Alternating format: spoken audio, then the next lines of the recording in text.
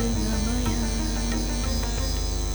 Mritumamritam Gamaya Om Shanti Shanti Shanti.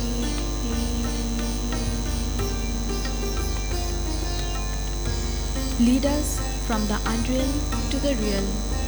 Lead us from darkness to light. Lead us from death to immortality. Om peace, peace, peace. Honorable dignitaries, esteemed partners and delegates, distinguished guests, our dear alumni, a very good morning to all of you. Hope you all had a good night's rest and ready for the day ahead. It's a lovely Saturday morning, so let's start with the day with a big old smile. Hello and welcome. I'm Paromita. Today, I feel privileged to welcome you all to this wonderful national conference organized by N.C.E. Bengal and Jadavpur University Alumni Association, Mumbai branch in partnership with the Association of Associated Chambers of Commerce and Industry of India. The Mumbai branch of the Alumni Association, N.C.E. Bengal and Jadavpur University was established in the year 1956 with the short-term objective of providing an umbrella under which the alumni could meet, interact, and socialize. Soon after, the objective was enlarged to include contribution to society at large through knowledge sharing and charitable activities. We have been operating a charitable trust since 1980 to support the needy students and alma mater. The Associated Chambers of Commerce and Industry of India, or the ASSOCHAM, is the country's oldest apex chamber. ASSOCHAM initiated its endeavor of value creation for the industry in 1920. Built on the vision of nation building, ASSOCHAM has been a part of the economic history of India. It brings in actionable insights to strengthen the Indian ecosystem, leveraging its network of more than 450,000 members, of which MSMEs represent a large segment. These two organizations have come forward and joined hands to organize this wonderful event to commemorate Azadi Ka Amrit Mahotsav. Let us welcome this endeavor with a round of applause.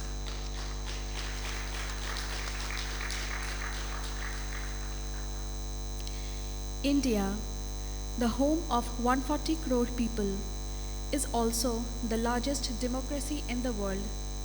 She has much to be proud of in her achievements since independence as she approaches her 76th year. Health improvements have increased life expectancy of Indians from 32 years in 1947 to 70 years in 2022. The Green Revolution of the 1960s led to India's self-sufficiency in food grains. It was followed by Operation Flood, the world's largest dairy development program, launched in January 1970. The Smiling Buddha operation made India the 6th nuclear power outside the 5 UN permanent members in May 1974. India's Space Research Organization, ISRO, was founded in 1969 and launched its first indigenous satellite in 1975, named after the legendary mathematician and astronomer Aryabhatta. Atul Prasad Sen, a cultural icon of pre-independent India, once wrote the following song as an ode to his motherland. Bolo bolo bolo shabe, shatobina benu rabe, Bharot abar jagot sabhaye shrestho ashon labe. For those who are not familiar with Bengali, let me translate the song for you. Everyone, let's say it loud and clear that India is destined to take its place in the world order. In today's day-long conference titled New India at 2030, Tailoring for Sustainable Growth, Reform, Perform, Transform, we will examine those issues that India must do. We are extremely fortunate that in this conference room, we have some of India's best minds and thinkers from science, technology, education, engineering, banking, and finance to enlighten us about what reforms are required in order to deliver performance that is consistent with our expectations that will transform the country's vast potential into reality. In order to begin today's proceedings, I would like to call the Hotel Safety Officer, Mr. Nilesh Singole, to give the safety brief about the venue. As he comes, I would like to inform you about some important ground rules and give some other information. Ladies and gentlemen, please keep your mobile phones in silent mode. We will have an audience interaction session after every panel discussion. Question and answer forms is given in the delegate kit. Please write your questions and raise your hand. Our volunteers will collect the form and arrange it to pass to the speakers or the session chairperson. There will be a lucky draw at the end of Forum 3. Lucky draw coupon is provided along with the name card. Please hand over your lucky draw coupon to the volunteers. Final program schedule is projected on the screen and describes the duration of breaks. Please reassemble in the hall and maintain the time accordingly. Mr. Nilesh. Respected Chief Guest Dr. R. Chidambaram, Ms Marja Einig, Mr S S Mundra, and Dr. Rajesh Singh, and member of our Alumni Association, and also member of the ASSOCHAM, delegates, ladies and gentlemen. On behalf of the Jadavpur University Alumni Association Mumbai branch and our partner ASSOCHAM, I have the great privilege to welcome you all in this day-long conference on New India 2030, Tailoring for Sustainable Growth. At the outset, I would like to say a few words about the organizations who are hosting this program and the theme of today's event. Alumni Association and the Alma Mater. This conference is being organized as a part of centenary celebration of Jadavpur University Alumni Association in partnership with the Associate Chamber of Commerce and Industry of India. Jadavpur University, as was earlier known as National Council of Education, Bengal, is a premier institute in Kolkata and is established in 1905. Our founding fathers like Rabindranath Tagore, Aurobindo Ghosh, Raja Subodh Chandra Malik, Rashbihari Ghosh had a dream to academic independence of India, and formation of this Jadavpur University was their brainchild. The alumni of Jadavpur University, through their global presence, desire and aspire that Jadavpur University makes strong contribution in the global academic landscape as a center of academic excellence. Alumni Association Mumbai chapter was founded in 1956 and grown over the years, having in excess of about 500 active members who are connected with various core of knowledge-based industries, professional institutes, and government organizations in and around Mumbai. The organization involved in various social, educational programs and in Mumbai and also in Jadavpur University at Alma Mater, Kolkata. Further, Mumbai branch of association has formed a charitable trust which is working in the educational field to support many financial challenged, specially able students and meritorious and needy students in and around Mumbai. Our partner association is a non-governmental association based in New Delhi, and the organization represents the commercial and industrial units in India and was established a century ago and is having a membership of a very large number of companies in India and across the country. Now about a little bit of the sustainable growth, the conference which we are doing today. The objective of this conference is to create an awareness of the sustainable development goals initiated by the United Nations and as proposed for its member countries in 2015. The SDG program has identified in few areas such as economic growth, climate control, energy security, clean green energy, innovation and infrastructure, education, health, gender equality, poverty alleviation, food security, and global partnership together. These goals are to be achieved by the year 2030. The outcome of this program is expected to facilitate sustainable growth throughout the world and particularly in India as well, and lead to impose social, economical, and environmental ambience. The worldwide pandemic situation during the past few years and the adversity in outcome of that is delayed the whole operation, and now with the increased focus of the accelerating this program and under the leadership of India, and this is relevant so that currently G20 under leadership of India is going on to make this a successful one somewhat in the next decade. While this seminar would discuss the important issues of growth of economy and the climate risk, it would also deliberate the important progress in the emerging technologies. These innovative emerging technologies can make India leapfrog to improve the quality of life and also achieve an initiative for the inclusive society. Hope you will all actively participate during the seminar through the question and answer session, and welcome you. Thank you for this session. Thank you. A very good morning to all of you.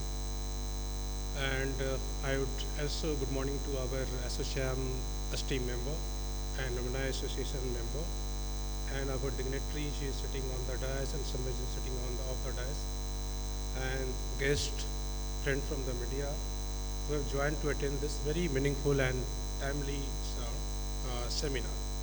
On the behalf of ASSOCHAM Alumni Association, I extend very warm welcome to all of you to National Seminar New India Date 2030, Tailoring for the Sustainable Growth, Reform, Perform, Transform. And my special thanks to Mundra sir to be the part and accepting our invitation, along with Dr. R. Chidambaram sir, for accepting our invitation on behalf of ASSOCHAM and organization. Thank you so much, sir. And ma'am, thank you for you be the consented you are accepting our invitation and spending your valuable time for this seminar. In addition to this, I would like to convey my sincere gratitude to Mr.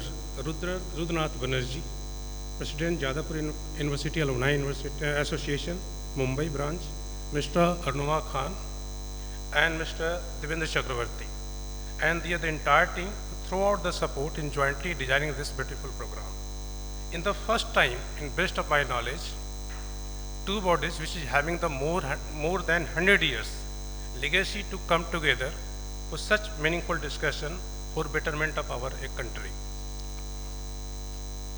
I remember first time Mr. Arnuma Khan and Mr. Rudranath Banerjee from Jadavpur Alumni University, Mumbai branch, discussed with these ideas to my colleague Mr. Kushagra Joshi and me. And we both agreed in the same instantly, as the topic was very interesting and apt as a current economic scenario. Similarly, I'm trying to, I have made this for, today the theme we have chosen for the reform, perform and transform with this program, how this program is so far has. Similar, as we have said, reform, perform, transform, we also executed in the entire program in a structure with a similar layout.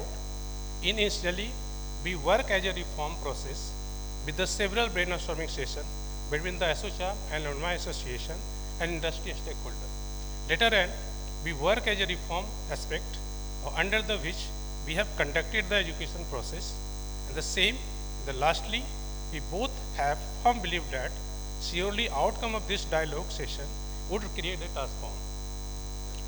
And the last, I would like to say, as we have the many interesting sessions throughout the day, which many eminent dignitaries sitting on of the dais and off the dais, I would not take much time to you.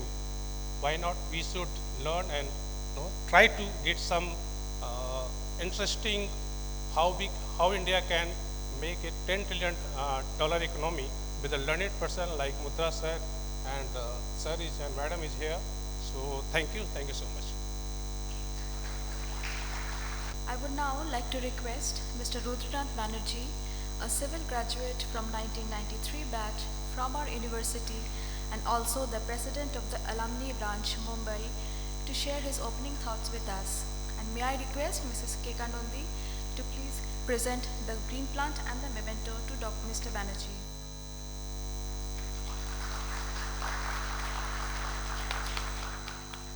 I now take the pleasure of welcoming our chief guest, Padma Vibhushan, Dr. R. Chidambaram, former Principal Scientific Advisor to the Government of India and former Chairman of the Atomic Energy Commission. Dr. Rajagopala Chidambaram became the Director of the Bhabha Atomic Research Center, BARC, in 1990. He was Chairman of the Atomic Energy Commission between 1993 to 2000. He was the Principal Scientific Advisor to the Government of India and the Chairman of the Scientific Advisory Committee to the Cabinet from 2001 to 2018. He was also a Homi Bhabha Professor in BARC till recently. Currently, he is the Honorary Chairman of the School for Advanced Studies in Nuclear Science and Technology in BARC. Dr. Chidambaram has made important contributions to many aspects of our nuclear technology. He was Chairman of the Board of Governors of the IAEA during 1994-1995. During 1990 till 1999, he was a member of the Executive Committee of the International Union of Crystallography and for the last 3 years as its Vice President. He is presently Chairman of the Board of Governors of IIT Jodhpur and IIT Delhi. Amongst the numerous awards that he has won, including the C.V. Raman Bird Centenary Award of the Indian Science Congress Association 1995, he has also won the Distinguished Materials Scientists of the Year Award of the Material Research Society of India 1996, the R.D. Birla Award of the Indian Physics Association 1996, Homi Bhabha Lifetime Achievement Award of the Indian Nuclear Society 2006, Lifetime Achievement Award of the Indian National Academy of Engineering 2009, and the C.V. Raman Medal of the Indian National Science Academy 2013. In 2014, he won the Lifetime Achievement Award of AP Academy of Sciences and the Council of Power Utilities. Dr. Chidambaram was awarded the prestigious Padma Vibhushan, the second highest civilian award in India, in 1999.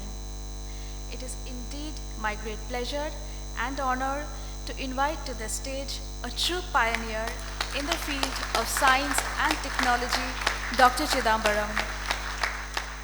May I request Shayantoni Dashponik to present the green plant and memento to Dr. Chidambaram.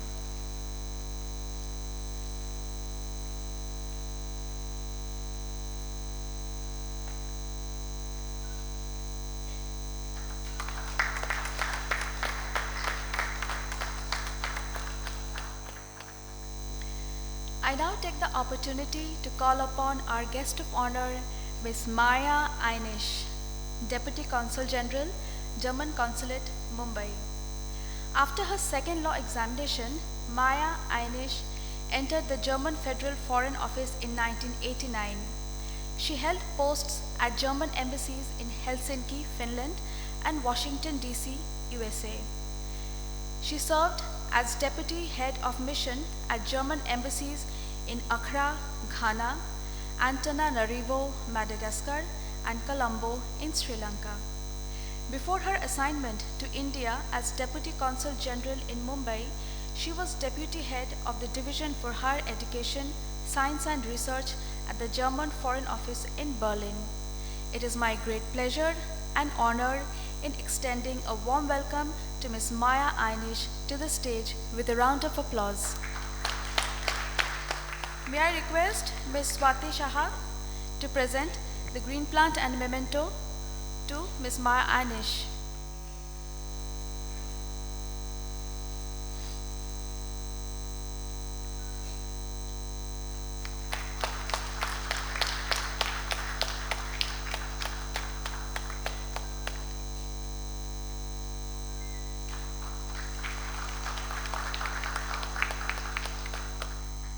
It is my pleasure to welcome our next guest of honor, Mr. S S Mundra, former Deputy Governor, Reserve Bank of India.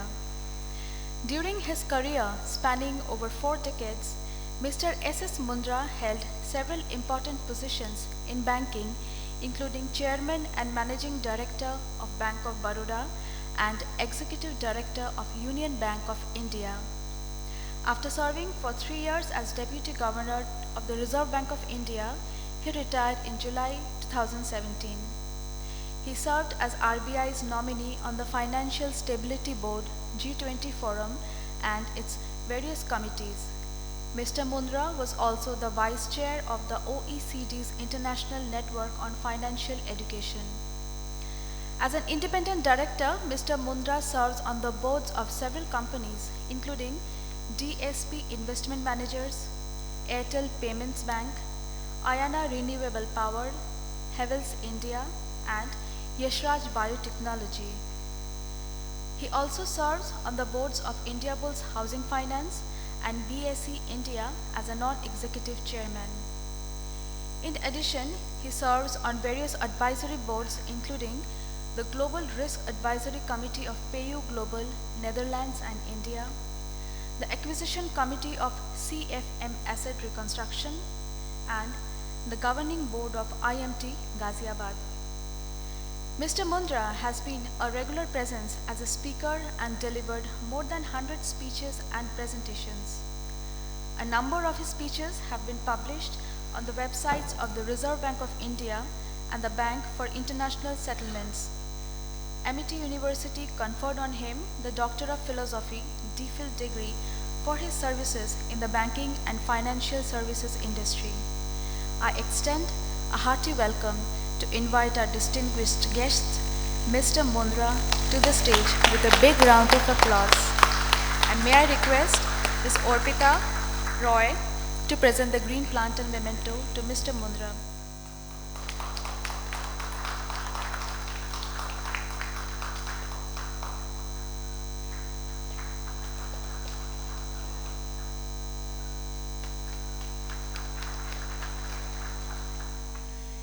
May I please now request all the dignitaries to come forward for lighting the lamp.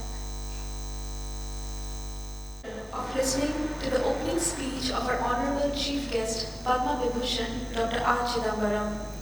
I request you, sir, to share your thoughts with us.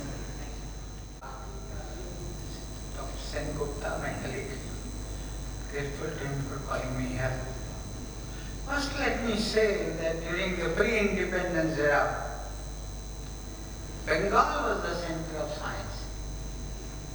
And if you look at all the famous names in the organization, Indian Association for the Cultivation of Science, even C.V. Raman did his work there. J.C. Bose, S.N. Bose, Meghnad Saha, all these famous physicists, they were all from Bengal. And then Jadavpur University is a part of Bengal's celebrating its centenary now. And I'm very glad that Jadavpur University, along with ASSOCHAM, they are holding this conference with an intriguing title, Tailoring for Sustainable Development. Can I have the first slide, next slide please?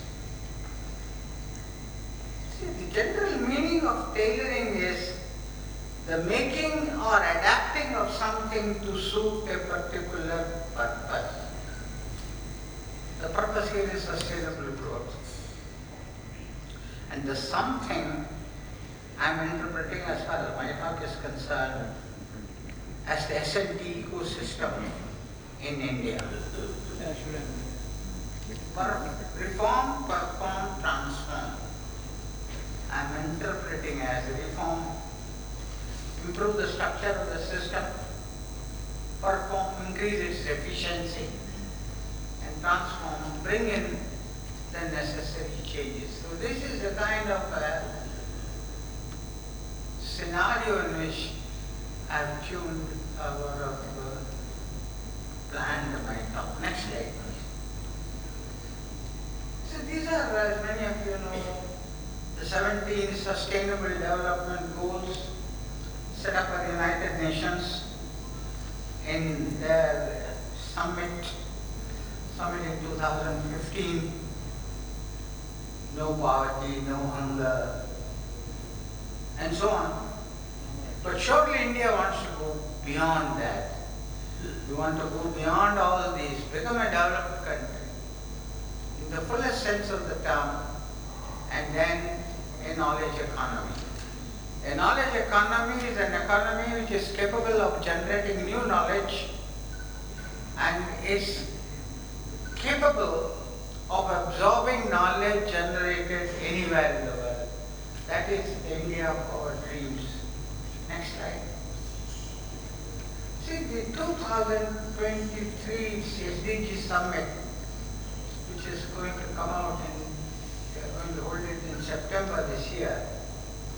They are going to carry out a comprehensive review of the state of the SDGs, Sustainable Development Goals, respond to the impact of multiple interlocking crises facing the world. What are the things which are preventing from our developing fully the Sustainable Development Goals, the 17 of them which have been spent out, and what accelerated actions and transformative actions we should take leading up to the target year. Can it be achieved? COVID has been a setback, so probably it will be delayed a little bit, but at the moment they are holding it as 2010. This is your release which came very recent.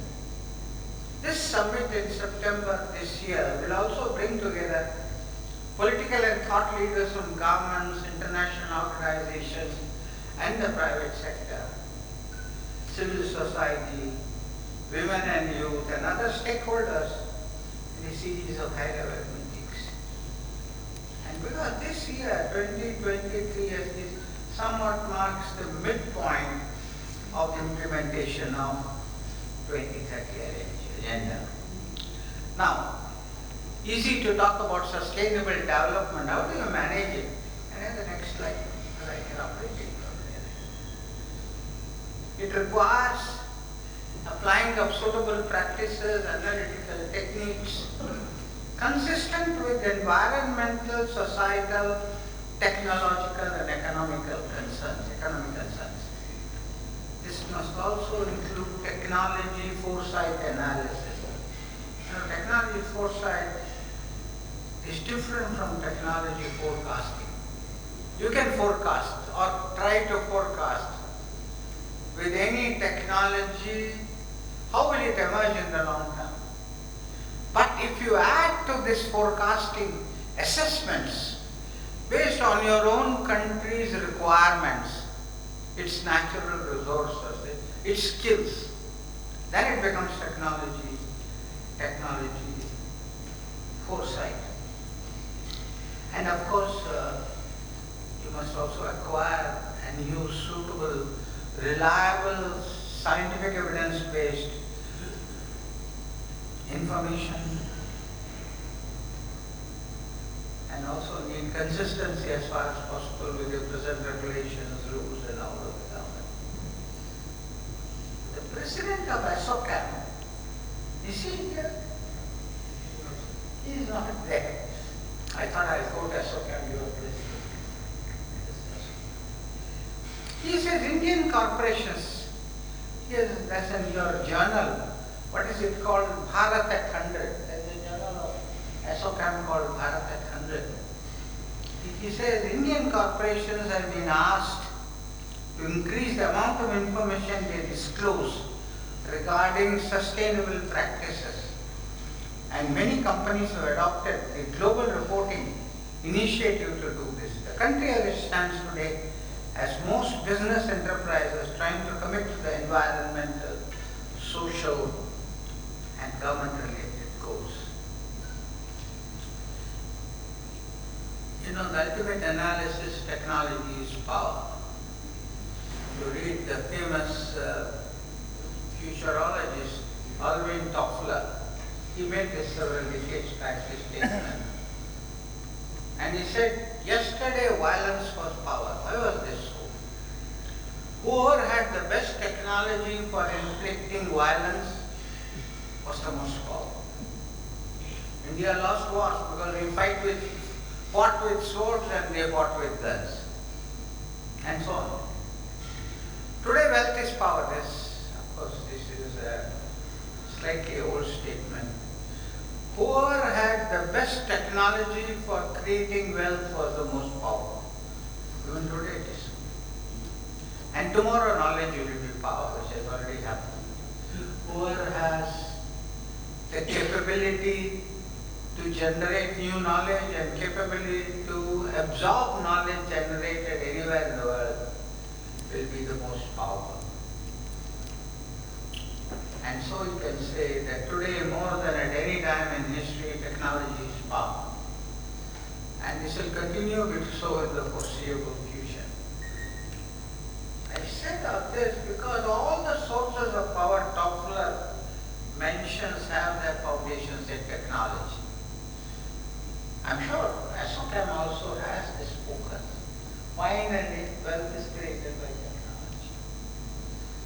Therefore, because this is so, countries and companies try to dominate technology. How do they do that? Companies particularly, intellectual property rights. And countries by technology control regimes. Your non-proliferation treaty or missile control regimes. And we should counter this through technology leadership. Of course, you have done that, you have overcome all those barriers. Mention was made of emerging technologies. Emerging technologies can be disruptive. That's why they have to be analyzed using technology foresight, which I mentioned before. To convince yourself they are needed for your country. Just because a technology looks important doesn't mean it is suitable for a country. Is it consistent with your natural resources? Is it consistent with your needs? And India's needs are very variated. We have a very rural population. Therefore, India's technology needs range from nuclear and space to rural. But if you look at the emerging technologies, all these are important. The energy technologies. You know, a long time back I plotted the Human Development Index, which is defined by the United Nations. They use 3 parameters. I will not go into that, but only 2 are needed. Per capita electricity consumption and female literacy. They talk about literacy. In the case of India, female literacy is lower than male literacy anywhere in the world, except perhaps Kerala. And the difference is more, the lower is the average literacy. Because this is the kind of social injustice which happens in some parts of the country. So important technologies, emerging technologies, transformation technologies, call them whatever you technologies, electronic systems technologies, network, nuclear and space, artificial intelligence and machine learning technologies. I'll come back to this in a moment. Omnipresent. Artificial intelligence is omnipresent. Rural development related technologies and several more. Of course, you can have your own choice. These choices may not be universal. People may have different ideas of what are the technologies. This is what I said, technology foresight. This is needed to develop the critical technologies for the country, and today you should also think about cyber security, artificial intelligence, supercomputers including quantum computers are coming. And when they come, they can break any crypto code. They are going to be so powerful.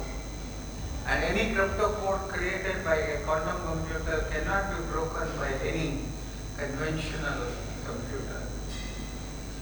But the foresight analysis has to be flexible. It's not just a one-time exercise. Things change. And I give one example by President Roosevelt. He did ask his top scientists and engineers to give what will be the most important areas for the next 25 years. And look at the things they missed. They missed rocketry, radar, transistors, lasers, antibiotics, genetic engineering and nuclear energy. Because year after the report was submitted, Hahn and Meitner discovered nuclear fission. So we must do technology foresight analysis to decide on what are the technologies that are important for India. Or you can do, companies can do. Even for a given technology, what are the various sub-technologies which are important for them? But it has to be reviewed periodically to keep pace with the latest developments in the country and in the world. India for dreams, particularly young guys in the audience. Not very young guys I see in the audience, but I'm saying in general younger guys. Economically developed. For us, as I have said before, UN Sustainable Development Goals are the beginning. Scientifically advanced, you must develop an excellent R&D ecosystem. Excellence in basic research, including what I would talk about it. I have written a paper in 2007 on what I call directed basic research. Still basic research, but keeping in mind our requirements in the long term. Applied research, technology development, R&D-led innovation backed by high-quality manufacturing skills. And we must be militarily strong. I've always said national development and national security are two sides of the same coin. Development without security is vulnerable. Examples of that, take Japan for instance. You highly economically developed.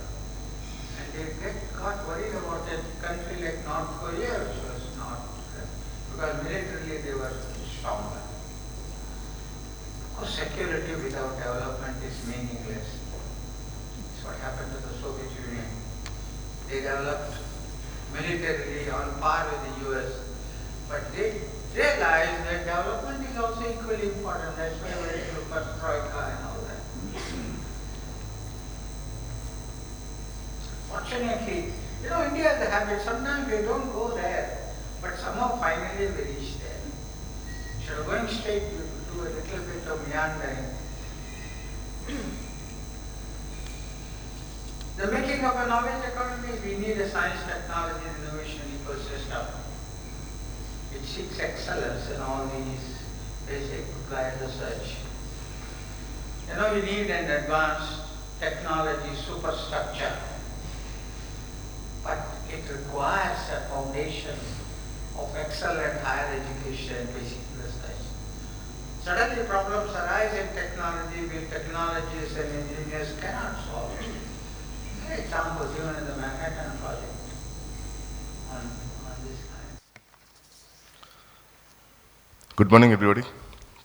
Respected Chief Guest, Dr. R. Chidambaram, distinguished dignitaries present in the dais, members of the JUAM and the ASSOCHAMs, delegates, ladies and gentlemen. Jadavpur University Alumni Association Mumbai branch has been actively contributing in the society at large in the field of education through various initiatives. As part of the ongoing knowledge-related initiatives, it is organizing this national conference today. It just as it has been doing in the last couple of decades. Ever since the formation of Alumni Association Mumbai branch chapter in 1956, it has been working for the objective of creating dynamic amongst its members and supports educational and cultural progress of the society.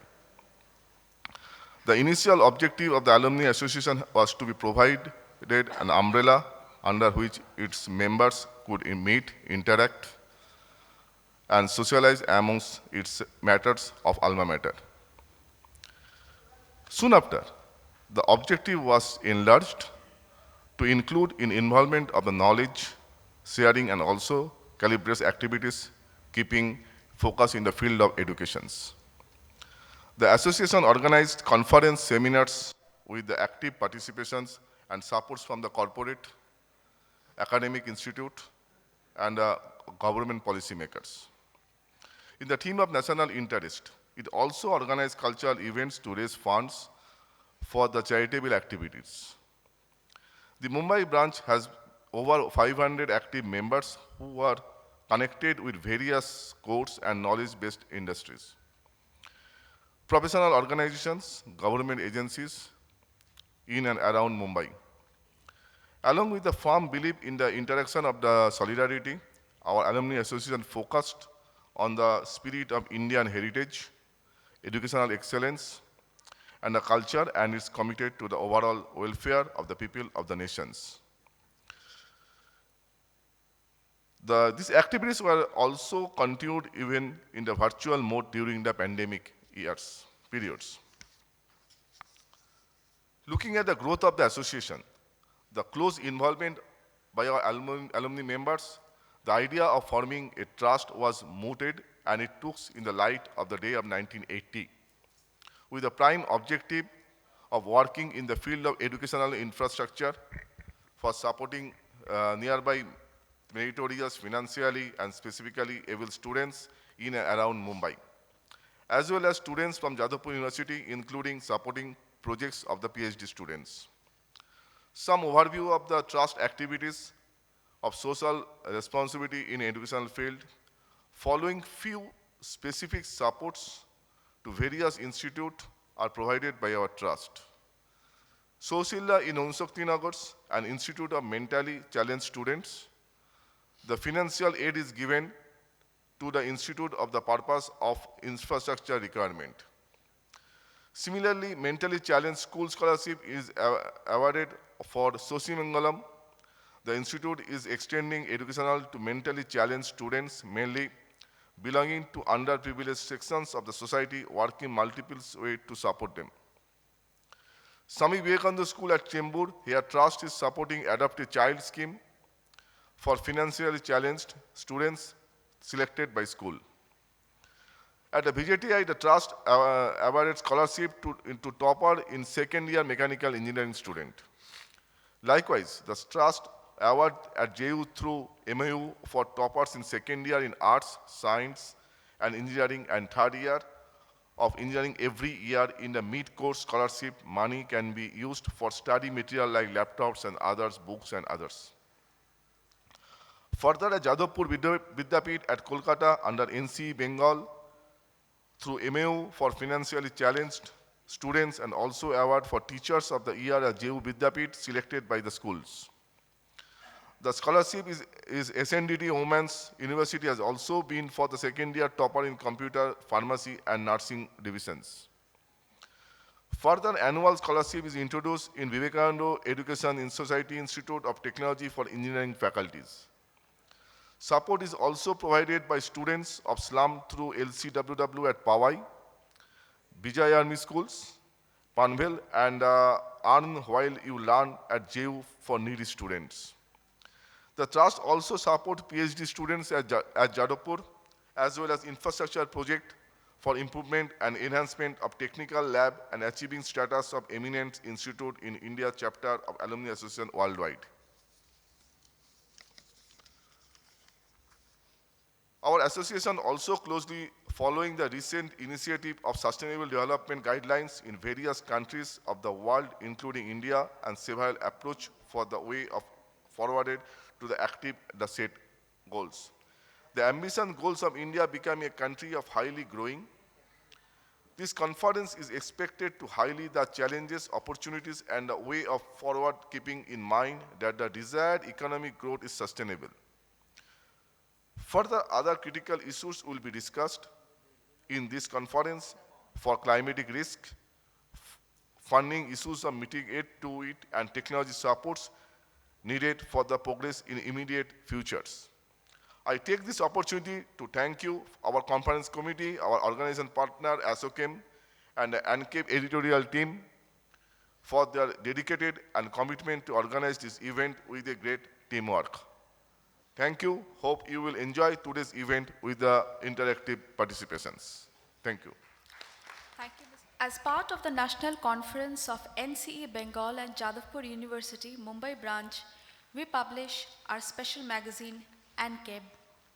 The magazine is a special attraction for the alumni since it features the views and ideas of distinguished graduates, many of whom are thought leaders in their respective fields. In addition, the newsletter provides information about the various initiatives the Jadavpur University Mumbai Alumni Association and the Mumbai branch trust. Now to launch this year's N.C.E, I would like to invite Mr. Arunava Khan, the editor of this year's publication, to the stage.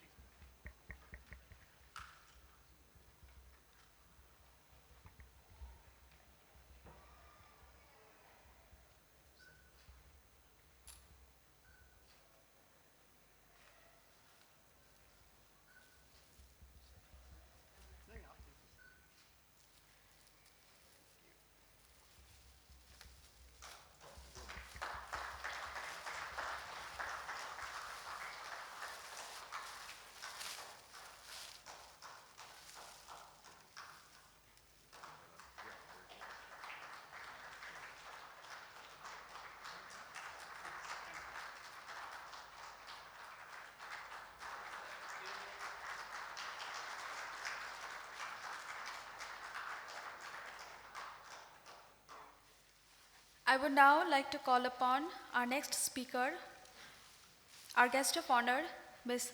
Marja Einig, to grace the occasion. The floor is all yours, ma'am.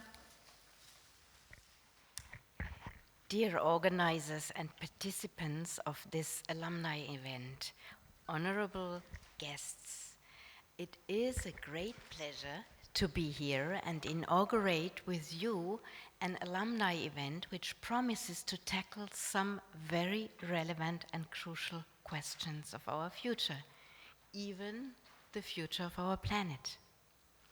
Ladies and gentlemen, whenever I have the chance to participate in alumni events, I find you feel the special vibes.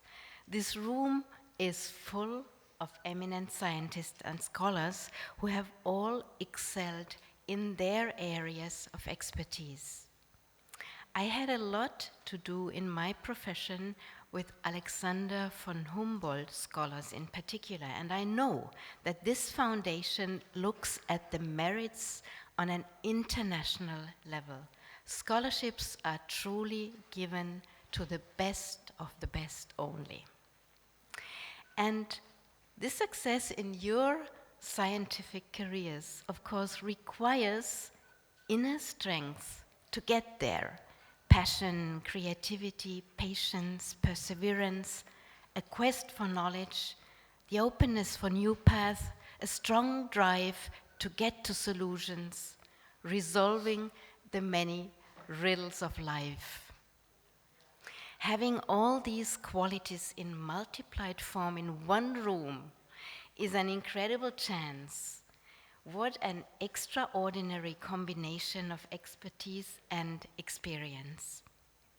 Every new acquaintance you make in this networking environment of this conference can result to a fantastic new combination of minds, getting us closer to innovative solutions. Because solutions we need to so many crucial questions of our societies. You could even say of our existence in general.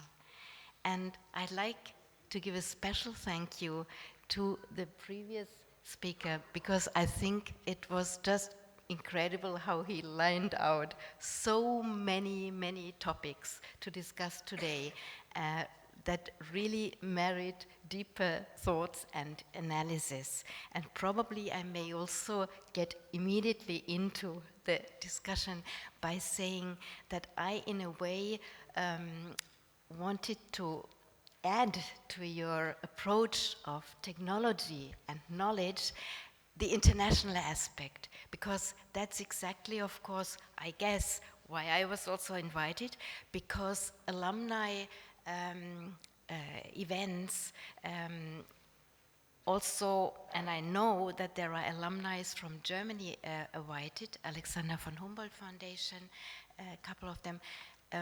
They are very special because they bring together scientists on an international level. The foundation really looks at promoting scientists all over the world, because we believe strongly in the fact that within science you are most productive if you can interact in your field with specific researchers from other countries. And I think that's a very valuable aspect. And I even heard from our previous speaker that he had the opportunity also to go to Germany, or you chose to go to Germany and Japan to learn to know laboratories, and he very well knows also the international cooperation. And you are absolutely right, everything should, what we see in cooperation should of course be on an equal level. That's self-evident that, partners need to take seriously each other and then get to very productive solutions. Ladies and gentlemen, reform, perform, transform. You really chose to take some very complex topics today, which don't promise quick solutions, but require thorough analysis and expert knowledge. Interestingly, of course, many of them are interconnected. If I take climate change, that increases climate risks, which in turn require immense sums of money to finance mitigation, dramatic effects of drought and flooding. And apart from human tragedies, the storms we saw in the last month also in Germany required enormous sums to pay for the recovery of infrastructure. And to manage all these effects, new technologies, as already lined out very well, are urgently needed. And on an even serious note, I should not leave out the hugely negative effects on our efforts for sustainable development. After the worldwide struggle against the pandemic, we in Europe face an attack on a sovereign country, a war in our neighborhood, which after decades of peaceful interaction, we had never again expected to see. And apart from that human tragedy, the immense loss of lives, of livelihoods, of infrastructure, the negative effects on world economy as a whole, on energy supply, the inflation and decline of living standards in many countries, the threat to food security of poorer, vulnerable countries, apart of all these deplorable effects, it also takes away attention and valuable resources from fully focusing on our common challenge, which we can only challenge united. And that is, for example, climate change and the Paris goals. I think that's one of the biggest challenge that we have to face together. I'd say the good news from an Indo-German perspective, there is quite a lot happening in the field of energy and climate change between Germany and India.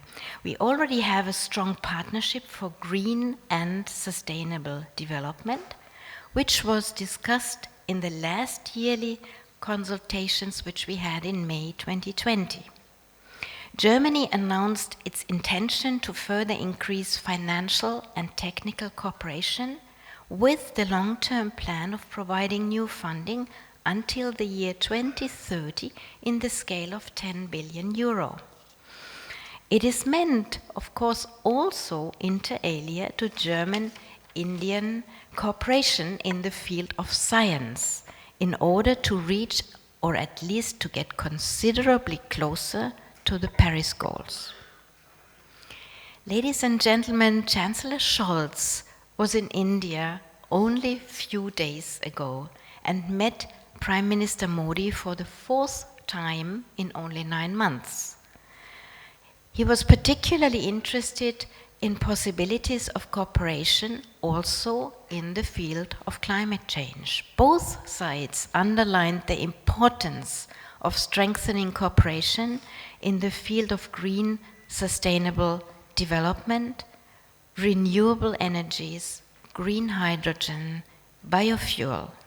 They agreed on a common declaration on innovation and technology. And some very concrete outcomes were a cooperation of the German Fraunhofer Institute with partners in India on green hydrogen, as well as the training of Indian solar technicians for Germany.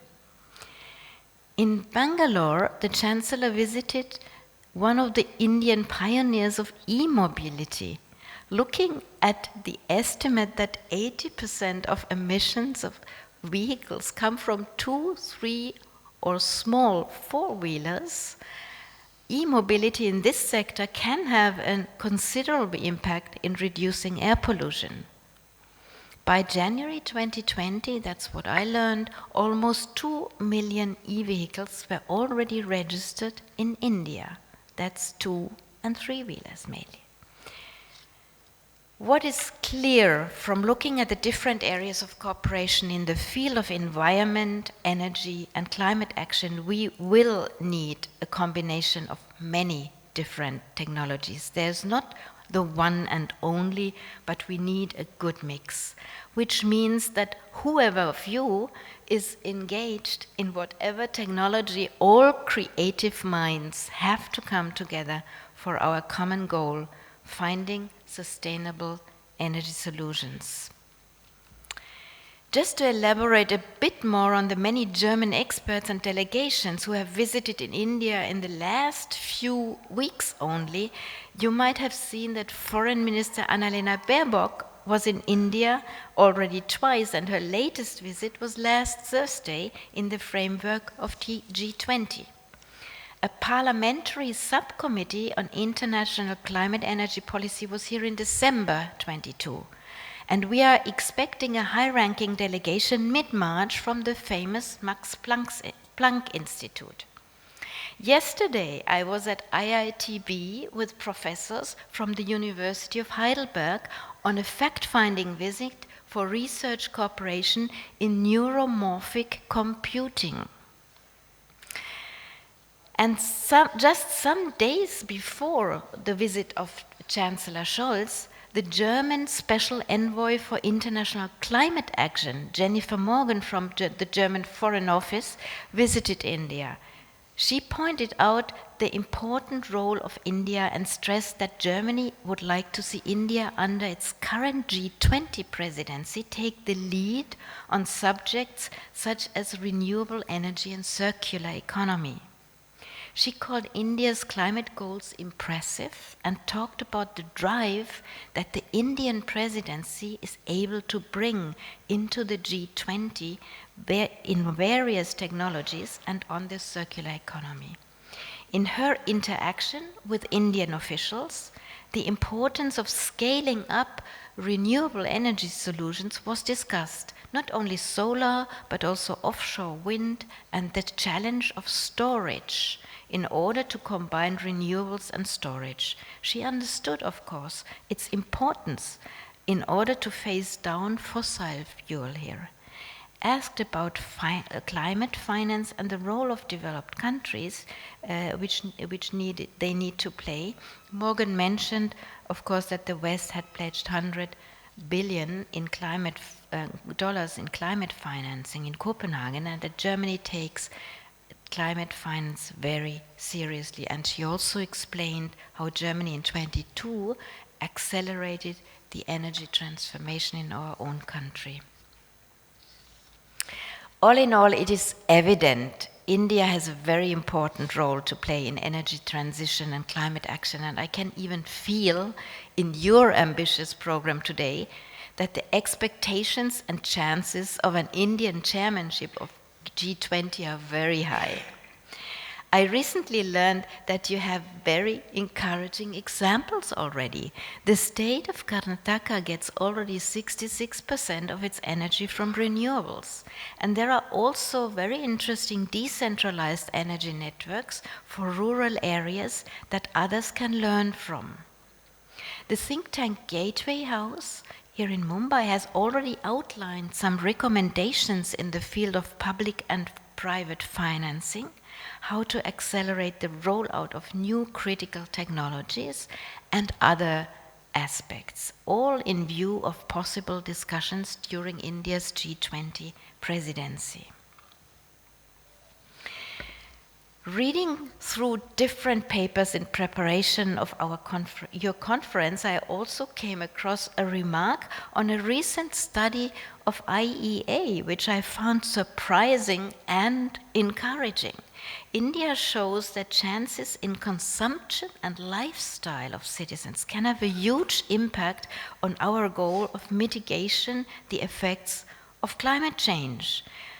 According to IEA, they found out that 60% of course of CO2 savings worldwide could be reached by increasing renewables and political initiatives. But what was surprising is that according to their estimates, an incredible 40% could come by behavioral changes in lifestyle.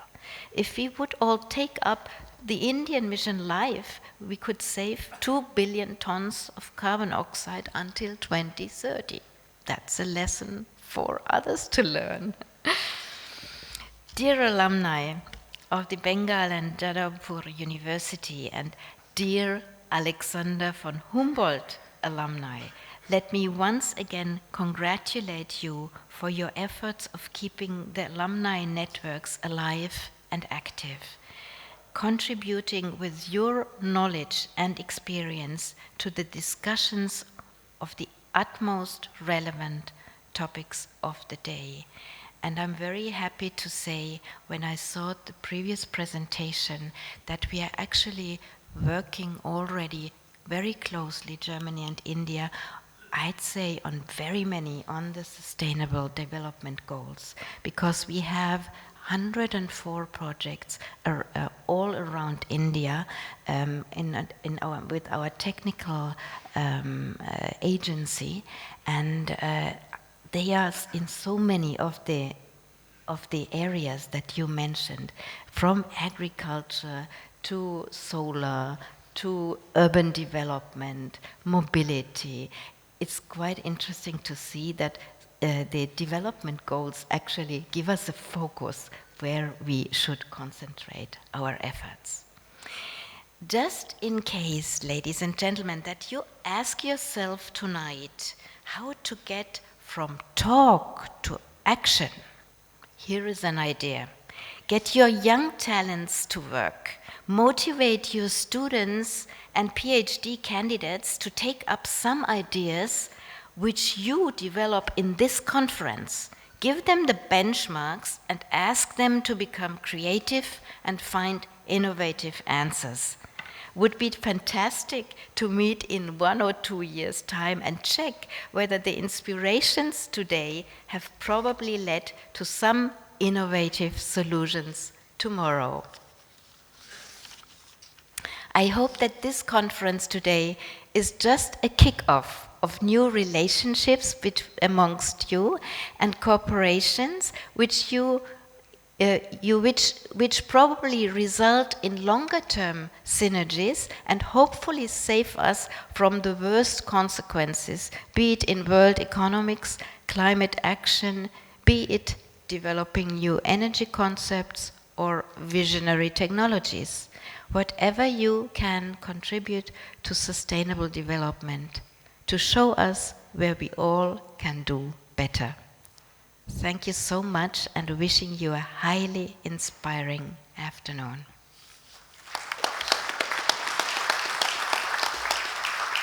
Thank you, madam. It was wonderful listening to you. Ladies and gentlemen, it is indeed a rare kind of opportunity to listen to a knowledgeable speaker, our next guest of honor, Mr. S S Mundra. I hand over the stage to you, sir. Dignitaries on the dais, Dr. Chidambaram, Ms. Maya, Mr. Adhikari, Mr. Singh, Mr. Banerjee, this distinguished audience, ladies and gentlemen, a very good morning to you all.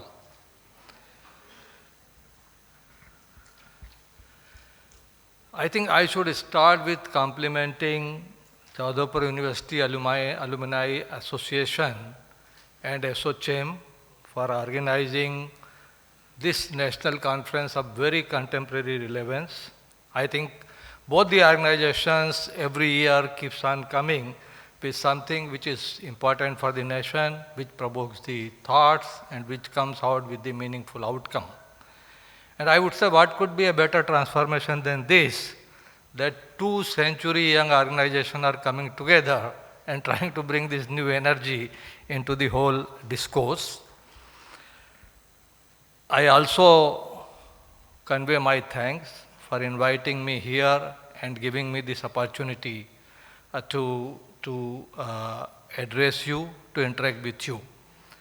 I think I would like to start with a quote from and today's theme, India at 2030 for sustainable growth, also the reform, perform and transform. So I am reminded of a quote from Mr. Liam Byrne, who is a British parliamentarian and who said that reform is about changing the rules. Reform is about changing the rules, but transformation is about changing the game. And I think this is what the whole, in a nutshell, this is what the meaning of this conference is, the meaning of this discussion is. I would say India at year 2030, tailoring for sustainable growth would really need work in all the three areas, that is the social, political and economic. Now obviously I would be, it's a vast canvas, I mean to say, to sum up in 30 or 40 minutes would be really a very Herculean effort. But I would restrict myself to talk about some of the aspects which are relating to the economy part of it and for the obvious reasons. Now call for reform, perform and transformation, as you all know, was given by our Honorable Prime Minister Shri Modi ji as a kind of the framework thinking about the policy and initiative of his government. Now if I convert it into an acronym in corporate terms or in the company's terms, then it becomes RPT. And RPT, as you are familiar with the core corporate word, would know that RPT translates into related party transactions. As far as we are concerned, when we sit in the boardroom, RPT we talk in terms of related party transaction.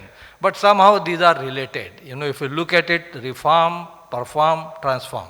These are also related party. So I would say, I'll call it RPT. And here again, I think I would like to quote from another eminent person, that is the Joel A. Barker, which very famously said that vision without action is merely a dream. Vision without action is merely a dream. Connected, the goal is to really connect each village with the connectivity. That is what we are moving towards. So what I am trying to say, India, a large part of India, a large part of our population still lives in the villages. And if you look at it, what has happened in rural area in last few years, so with JAM or Jandhan, so there is bank account is there. With the insurance scheme for everyone, there is the insurance scheme is there. Clean cooking gas is available. Under affordable housing, housing is provided. Electricity has reached there, as I mentioned. Then the toilets, then the work opportunities under NREGA. And now what is the mission which is underway is to have the clean tap water even in the villages. Now these are, if you put all kind of this system, take village as a unit, just visualize what it was 15 or 20 years back or even 10 years back. Now put all these things in place and visualize the same village again. And then I think this is what is called is reform leading to performance, leading to transformation. I am taking just about the one unit also. Now, what I would like to mention here, see, transforming a nation is not like transforming a corporation or a company. We should be conscious that we are a democracy, a vibrant democracy, but also a noisy democracy. We have consciously also chosen a federal structure. Now, with all this, our constitution, our consciously adopted structure, our, the liberty, the liberty to speak, if you put all these things together, there would be at times delays, there would be at times difficulties.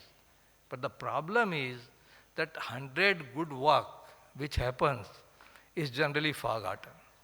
If 5 works which has not happened to that extent or where some failure has come, they become a kind of talking point.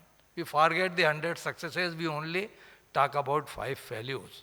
So I am sure you are understanding what I am trying to say. Let us be vigilant. Let us criticize where it is required. Let us keep a guard on what is happening. But also let us form a habit of celebrating the success. I think celebrations are required in life. And you find any excuse to celebrate, you must celebrate. That's the point. Now, I would quickly cover some of the last few thoughts, particularly when we talk about the transformation. Transformations actually boils down to that you identify long-term challenges and then develop innovative solutions for them. And if I would just like to share some of the data point with you, again in the terms of economy, our GDP today is around 3.5 trillion. Aspiration is to reach 5 trillion in short run, and then of course thereafter there would be other steps. Our growth rate is big. There are varying estimates, but something like 7.5% GDP growth is what is being projected. This is what IMF has also mentioned. And obviously for quite some time, India is the fastest growing, big size economy in the world, pre-pandemic, during the pandemic, and post-pandemic. So that is another. Our forex reserves are plus $600 billion today. I should not mention it, but just look to your neighbor trying to somehow grapple with 3 billion of forex reserve and facing their own problems, which you must be reading. Of course, not the subject matter of this conference, but just get the idea. 3 billion forex reserves to 600 billion forex reserves. This is what India is. We have the demographic advantage. As per one estimation, India will remain youngest country on the globe till the year 2070, almost 50 years from now. There is another estimation that till year 2045, the working age population in India will keep on rising up to 2045, and only thereafter some decline will come. So this is there.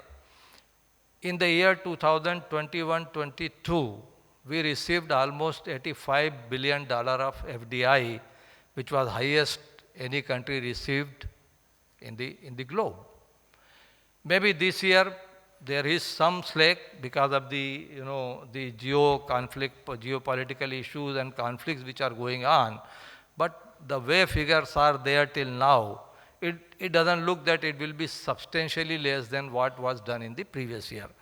And mind it, most of this, almost plus 90%, is coming through open route. What does it mean? It means India has opened up. It means ease of doing business, and it also means confidence of the people who are bringing this FDI in the systems and procedures.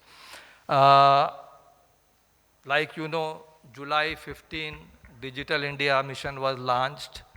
I think in the year 2016, Startup India was launched, and which has resulted into, I think, India is producing one of the largest number of unicorns again in the globe. Then when I'm talking about the transforming initiatives, so like Swachh Bharat Abhiyan, then you have Make in India program, you have, in passage of last few years, India has overtaken 5 countries in terms of GDP size to now reach to a position where it is. 5, 6, and maybe about to overtake another country. Sorry, it could be your country also, which may take, overtake in terms of GDP. Very near it is in the whispering distance. This is what, the passage is. As a matter of fact, I would say those who understand economic terms, if you compare in terms of purchasing power parity, what is known as PPP, then probably India is already the 3rd largest country in the world in terms of GDP, if you apply PPP. So, similarly, if you look at UPI and GST data, now these two put together has created such a powerful database, that if they are combined together, the large part of the country or large population or a large number of microfinance institutions which were otherwise not being considered credit worthy by the formal financial institutions because they were lacking a salary certificate or they were lacking a balance sheet. But today, with the combination of this powerful data which are available, I think a large percentage of population, either as an individual or as a microfinance institution, can be well established as the credit worthy. And these are all, I would say, these are all transformation. These are all changes of very, very long lasting impact. And we need to understand them, we need to appreciate them. Now, having said that, I'll conclude, as I said, everything cannot be good at the same time. There would always be challenges, there would always be problems, there would always be areas where we would feel that something more needs to be done. And I think I would conclude my address with some of those challenges to my mind, which we still face as a country. And when we are talking about 2030, when we are talking about RPT, I think these are the challenges we should look into seriously and to address them very quickly, not going into much detail. Some of these challenges, one I would say rapid urbanization. Like any country which is moving from developing to development journey, and this happens globally, there would be a migration of population from rural area to urban area, rapid urbanization. And when the urbanization happens, it brings its own demand in terms of house, infra, clean water, energy, medical, healthcare services, I think this is one area where a lot is still needed to be done to my mind. Then, I think recently I read an article that for the first time after several decades, India is witnessing a reverse flow of population from urban area to villages. Generally, if you are on the path of development, if you are on the path of urbanization, if you are path on the industrialization, more and more people are moving away from the, say, disguised employment, which is the farming, to the formal job, then this migration should be one way, from the countryside to the urban side. Now, if it is a reverse flow is witnessed, does it mean that the formal job opportunities are reducing? Does it mean that people are compelled to go back to farm? And this has never happened in many decades. This has never happened in any economy. Now, we are not reaching to judgment. There is a possibility, what I mentioned earlier, that suddenly rural area has become so, so many components have come into rural area, which I mentioned some time back. It's quite possible that for many people, it may have become attractive and relevant to go back to their roots and operate from there rather than struggling into a city. So as I said, it's an open question, but it needs investigation. And I think forum like this, some of these are the points which should be picked up as the action point. Otherwise, if it is true that people are going because the formal jobs are not available, then it's a serious matter, because then we are wasting our demographic dividend, which we talk about. Third area which concerns me, you must have read that some of the states have recently talking about in terms of pension scheme. Some have adopted, some are discussing to move from defined contribution pension to defined benefit pension. To my mind, I think this is sowing the seed for a lot of fiscal problem for our future generation. So this is another area which I find of concern. Other concern, large number of our young people, and you talk to any family, relatives, you will find practically from each family, a young person is migrating to West for the education or vocation. In a sense, this is a treasure which probably we are losing. Now, again, I think is the area to understand, and since one of the university is part of this program, Jadavpur University is a very apt topic for them to discuss why it is happening, because we have lack of institutions of that quality here. Of course, government is trying in that direction, and some of the known names in global education, I think moves are on to set up the campus here, have the joint initiatives and that kind of thing. But again, an area whether these people going for education or vocation and settling there is harmful, or it could be even beneficial, because they become a kind of ambassador, they become the remitter of the earnings, or even if they become entrepreneur there, and then a kind of ecosystem can be created. But on the face of it, area which needs some examination. Similarly, I think few months back I read a headline that in last couple of years, 10,000 HNIs, what is this? High net worth individuals, as they are known, they have migrated to other countries, have taken citizenship there. Again, I am not jumping to a judgment, but again an area of concern. It needs to be examined. Why they are going there? Do they feel that the opportunities are better there? Or because we are not a fully convertible country, they find that they cannot operate to their full potential under this constraint and find it meaningful. So again, as I said, not jumping to a conclusion, but it is an indicator which needs to be examined. And when we meet in conferences like this, these are the kind of issues we need to understand and discuss. Other area of concern would be, to my mind, will be our judicial processes. We have an independent judiciary, no doubt about it. We have seen judiciary can pronounce very, very important decisions, very landmark judgments.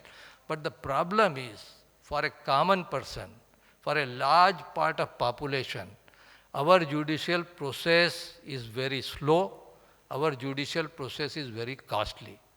So if a common man cannot avail the benefit of this process, then again we have the serious shortcomings there. And if we have to talk about 2030 and beyond that, and India as a fair society, the judicial process would be another area we need to look into. Last point, I don't know, it may be my mistaken notion, it may be wrong, because we celebrate that India is providing the cheapest data in the world. From the time of, this telecom revolution, now India is known for a cheap handset and the cheapest data in the world. Add to that the Narega scheme in the villages, that people are getting some, at least sure amount of money for work supposed to be being done. Add to that some of the free grains and rations which are being provided. Of course, some of it was necessary in the pandemic time, but it is continuing. Now, if they put three together, at least when I talk to the industrialist or even in the household, in the farming and all that, I often hear that now people find it very difficult to get the labor, whether it is on the farm or it is in the industries, because people are assured of what they can, at least they are not going to go hungry. That is the assurance is given, right? There is minimum, work assurance is there. On top of that, you have the cheap data, the handset is available. There are several free apps are available which provide you entertainment whole the day, and the data is very cheap. So my worry is, I wish I should be wrong, but my worry is whether data is becoming a new opium for the country, whether it is affecting our work culture, whether we are taking away a whole generation of young people from the concept of hard work and entrepreneurship to this kind of, lazy pursuits. Again, no judgment, no final view, but something to think about. So with that, thank you very much, ladies and gentlemen. I don't know, I might have exceeded the time given to me by a large margin, but I thought it is important. You are all very distinguished people, also from the academic. And I think these are some of the things which should agitate our mind as the citizen of this country, as the people who wants to address some of this problem. But having said all this, I would like to just end with because she started with a poetic note. I thought I will also end with a poetic note. There is a famous small collection by, celebrated poet Harivansh Rai Bachchan, Madhushala. Most of you have heard about it. And the very first stanza, I am not going to read the full stanza, but in which how he has summed it up, he has written in that very first stanza, alag alag path batlate sab, alag alag path batlate sab, par मैं ये बतलाता हूँ, राह पकड़ तू एक चला चल जा पहुँचेगा मधुशाला. What does it mean, those who don't follow it, that people will be showing you several paths, several alternatives, but I am simply telling you, choose your one path, you decide, move on this street fastly, and you will reach to your goal. Thank you very much, and all the best once again. Thank you, sir. Thank you for saying that India is a vibrant and noisy democracy. Cannot agree more on that. Thank you very much for your thoughts, for sharing your thoughts with us. I now request Mr. Amitabh Mukhopadhyay, Vice Chairman of the Conference Committee, Mr. Shumit Bardhan, former President of the Alumni Association of Mumbai, Mr. Shukumar Pramanik, our Managing Trustee, and Mr. Manav Shaha from our Sponsorship Committee to thank our donors for their kind contributions.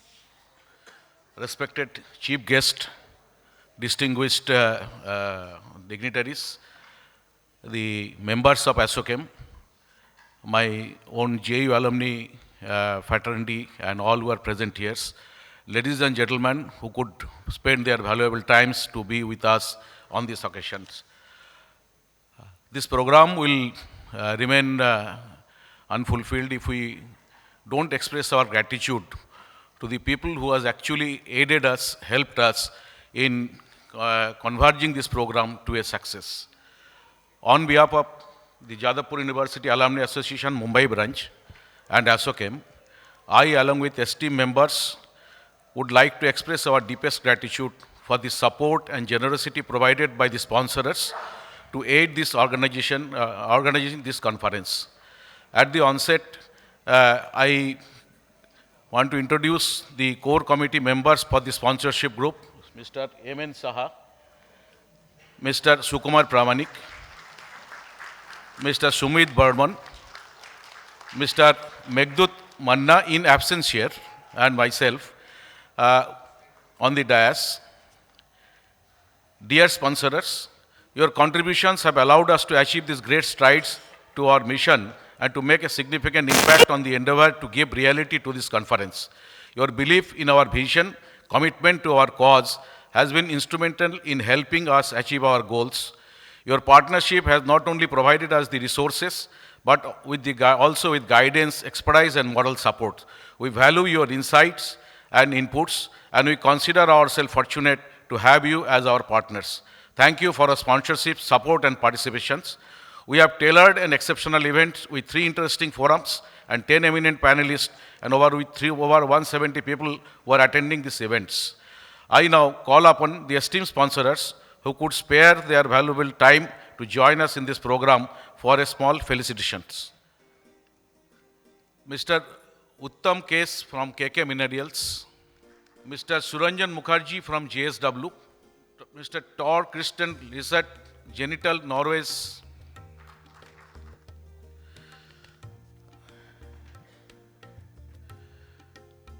Mr. Jadavpur Mukherjee from Sangrep Engineering Private Limited, Mr. Jaideep Shah from Windsteel Engineering Company, Ms. Lopamudra Sengupta from JSW, Mr. Chandan Das from MSA, Mr. Pradeep Deshpande from JNK, Mr. Sharanendu Das from Wago, Mr. Richard D'Souza from OMS Polymer, Mr.